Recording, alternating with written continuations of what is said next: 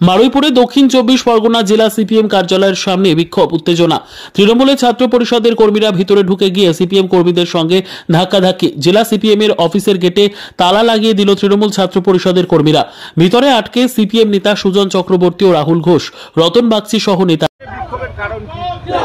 কারণ হচ্ছে এটাই যে আমাদের পশ্চিমবঙ্গ সরকারের মাননীয় শিক্ষামন্ত্রী পার্থ বসুর ওপরে এসএফআই যে নক্কারজনকভাবে আক্রমণ করেছে তার বিরুদ্ধে প্রতিবাদ জানানোর জন্যই আজকে তৃণমূল ছাত্র পরিষদ সিপিএমের পার্টি অফিসের সামনে বিক্ষোভে এসছে।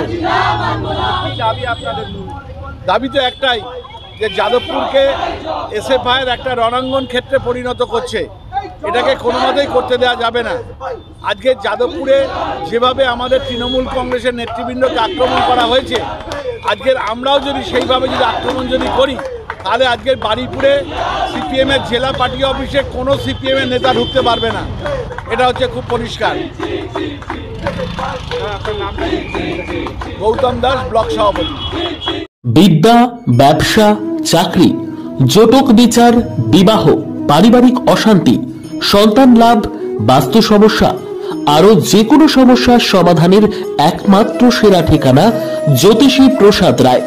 আর দেরি না করে আজই চলে আসুন প্রসাদ রায়ের কাছে।